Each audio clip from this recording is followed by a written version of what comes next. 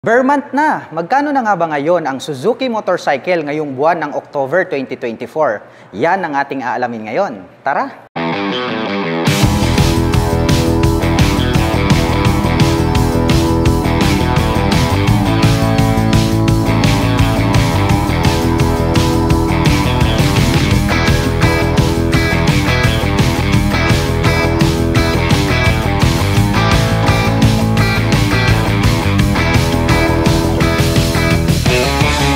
Pagpasok po natin dito sa kanilang pintuan, makikita po natin agad dito yung mga motorcycle ng Suzuki. Kumpleto po lahat sila rito. Meron po sila ritong mga underbone, may mga scooters, at ang ating makikita dito sa bandang harapan, ito po yung kanilang Suzuki Bergman 125EX. So ito po yung ating uunahin ngayon. Napakaganda po nitong scooter na ito dahil nga po yung pagkakadesign is para po siyang maxi scooter. Ang kagandahan nito pong kanilang EX version, mare-recognize natin agad na ito po yung kanilang special edition dahil ito pong lining niya dito sa bandang harapan is chrome color po siya. Ang ganda rin po nitong kanyang headlight design na crescent moon. Mayroon naman po itong daytime running lights dito sa bandang itaas. At ang kanyang braking system dito po sa harapan, ito po ay equipped with single rotor disc brake along with single pad caliper. At mapunta naman po tayo rito sa bandang itaas. Silipin naman po natin itong kanyang fully digital meter panel display. Meron po itong auto stop start system at naka-mechanical key naman po rito sa kanyang ignition. Meron po siya ritong left side pocket na malalim. Pwede tayong mag-store dito ng mga coins. Dito naman po sa kabila, meron naman po itong right side pocket na kung saan meron na rin po siyang integrated na USB charging port.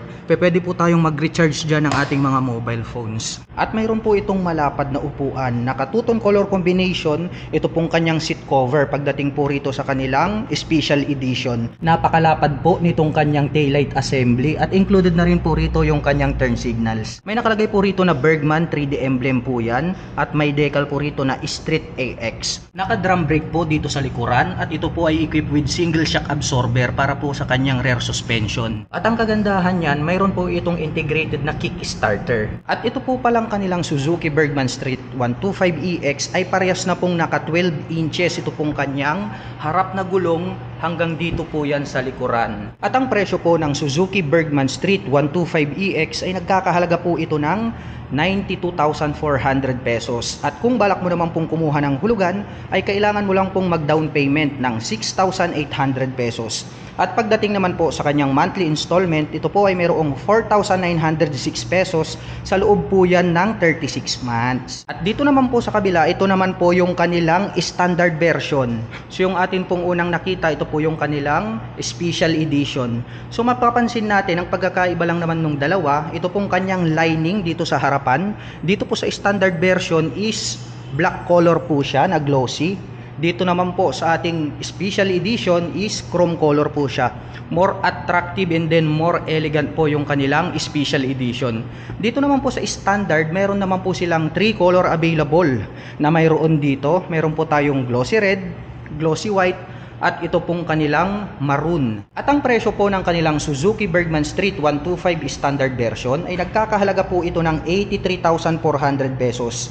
At kung balak mo naman pong kumuha ng hulugan ay kailangan mo lang pong mag-down payment ng 5,800 pesos.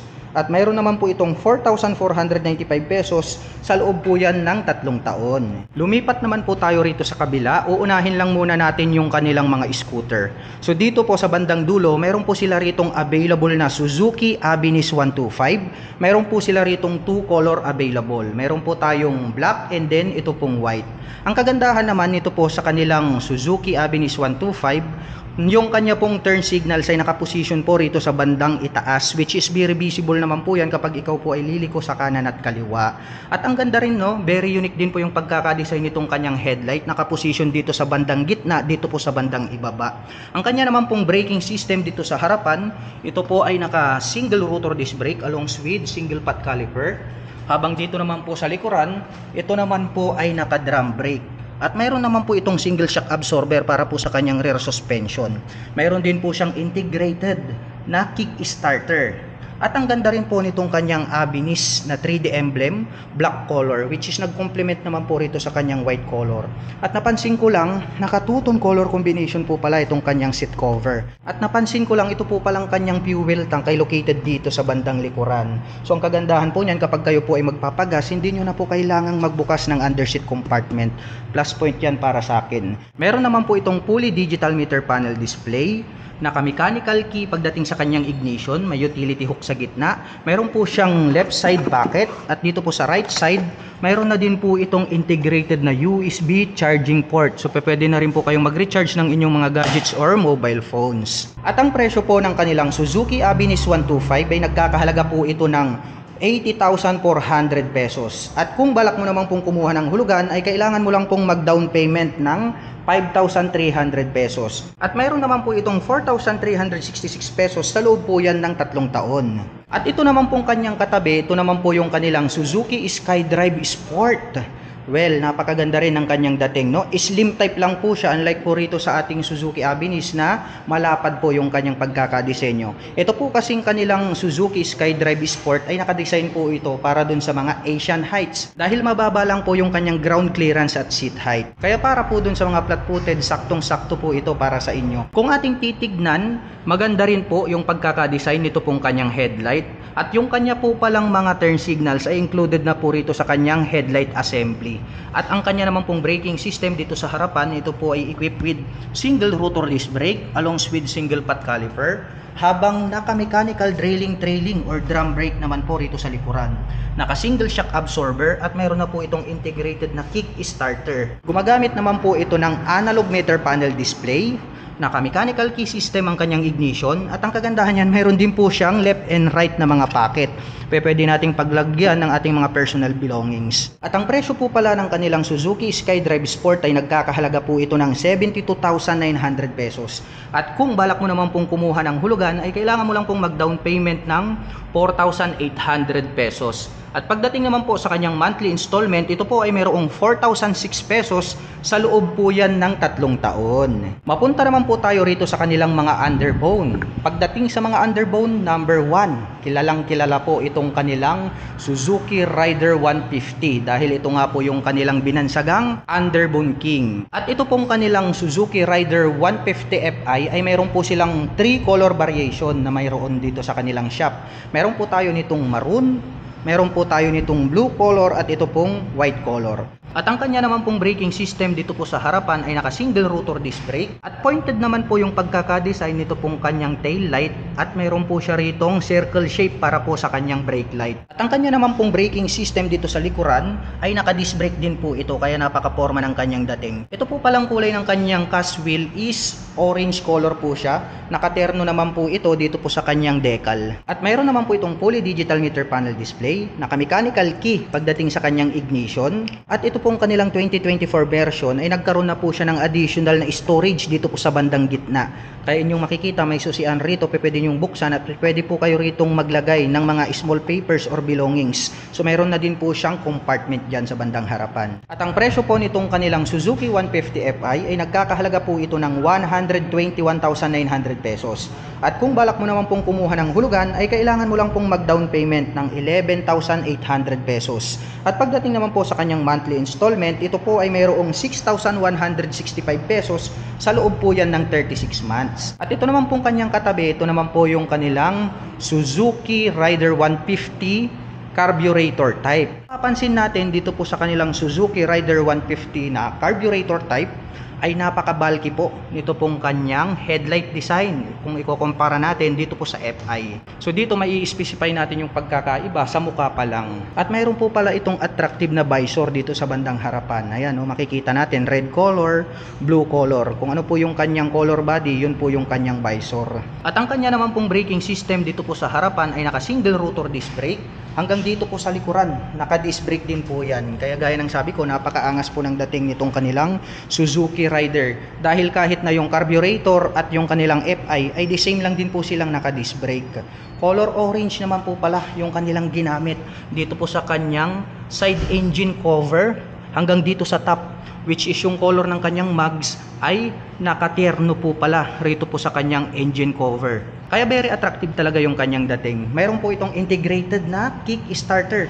Kahit po yung kanilang FI version, mayroon din po yung kickstarter. Yun ang kagandahan dito po sa Suzuki Rider 150 dahil hindi po nila tinatanggal yung kanyang kickstarter. At gumagamit naman po ito ng analog at digital meter panel display. Naka-mechanical key ang kanyang ignition. At napansin ko lang po magkaiba po pala ang design nitong kanyang tail light. Compare po natin doon po sa FI version. Very pointed po yung pagkaka-design nito pong kanyang tail light. Included na po rito yung kanyang turn signals. At ito pong kanilang Suzuki Rider 150 FI carburetor type ay meron pong 4 colors available dito po sa kanilang shop ngayon. Meron po tayo nitong glossy black, glossy red, glossy blue, at nandun po sa bandang dulo yung kanilang cyan color. At ang presyo po pala nito pong kanilang Suzuki Rider 150 na carburetor type ay nagkakahalaga po ito ng 108,900 pesos. At kung balak mo naman pong kumuha ng hulugan ay kailangan mo lang pong mag-down payment ng 9,300 pesos. At pagdating naman po sa kanyang monthly installment, ito po ay mayroong 5,625 pesos, sa loob po yan ng 36 months. At mapunta naman po tayo rito sa dulo. Nandirito po yung kanilang pinakabagong Suzuki Gixxer 155. So naka-FI na po ito, fuel injection. At ang mapapansin natin dito po sa kanilang newest version, ito pong kanyang headlight ay nagkaroon na po ito ng flat and then meron po siyang partition. Very attractive na po para sa akin compared natin dun sa kanyang previous version. At meron po pala sila ritong 2 color available. Meron po tayo ritong blue color at ito pong kanilang glossy black. Wow, napaka-forma po talaga ng dating nitong kanilang Suzuki Gixxer 155 na FI. At pagdating naman po sa kanyang braking system dito sa harapan, ito po ay naka-single rotor disc brake along with 2-pot caliper na vibre. Habang dito naman po sa likuran, wow, naka-single rotor disc brake din po siya along with single pot caliper naman po na vibre. Napaka-forma po nitong kanyang mga preno sa harap at likod. At para sa akin, very attractive po pala yung dating nito pong kanyang dual exhaust pipe. At napansin ko lang po, ito po palang newest version ng Suzuki Gixxer 155 ay mayroon na po siyang built-in na tire hugger at napaka-forma din po pala ng dating nito pong kanyang rear fender. At ito pong kanyang upuan is nagkaroon po siya ng partition dito sa bandang itaas. Separated po yung upuan nito pong ating back rider. At ito po ay nabubuksan. Ayan, so pwede po tayo ritong mag-store ng maliit na mga papers. At ang isa sa mga nagustuhan ko rito po sa Suzuki Gixxer 155 ay ito pong kanyang timeless fuel tank. Wow, napaka-brusko at napaka-bulky talaga. May nakalagay po rito na Suzuki emblem. May lining naman po rito sa gitna na glossy black color. At minimal decal lang po yung ating makikita dito po sa kanyang side profile. At gumagamit naman po ito ng fully digital meter panel display. May 2 button selector dito po sa gilid. Naka-mechanical key ang kanyang ignition at ito po ay naka-naked handlebar. Napaka-flawless po ng kanyang dating. At ang presyo po nito pong kanilang Suzuki Gixxer FI 155 ay nagkakahalaga po ito ng 104,900 pesos. At kung balak mo naman pong kumuha ng hulugan ay kailangan mo lang pong mag-down payment ng 11,800 pesos. At pagdating naman po sa kanyang monthly installment, ito po ay mayroong 5,291 pesos, sa loob po yan ng 36 months. At ito naman po yung kanilang Suzuki Smash carburetor type. Anyway, mayroon po pala itong 2 model variation. Dahil mayroon po sila ritong mugs type with disc at mayroon naman po silang version na spokes type with drum brake. At lahat po ng aking babanggitin sa kanyang specs and features ay the same lang din po sila. Ngunit magkaiba po sila sa presyo. At ang kanya naman pong mga preno dito sa harapan, ito po ay naka single rotor disc brake along with single pot caliper na Nissin. Habang doon naman po sa likod, ito po ay naka drum brake. At ito pong kanilang Smash na carburetor type ay naka dual shock absorber sa likuran. At gumagamit naman po ito ng analog meter panel display, naka-mechanical key ang kanyang ignition, may integrated na kickstarter, at semi-automatic po ang motorcycle na ito. At kapag inyo pong bubuksan ito pong inyong upuan, nandirito po yung kanyang susian sa bandang likuran. At ito po pala ay merong enough na storage na pwede po nating paglagyan ng ating mga personal belongings. Nandirito na rin po yung kanyang fuel tank under the seat. At ang presyo po pala nito pong kanilang Suzuki Smash carburetor type na naka-mags ay nagkakahalaga po ito ng 68,400 pesos. At kung balak mo naman pong kumuha ng hulugan ay kailangan mo lang pong mag-down payment ng 4,300 pesos.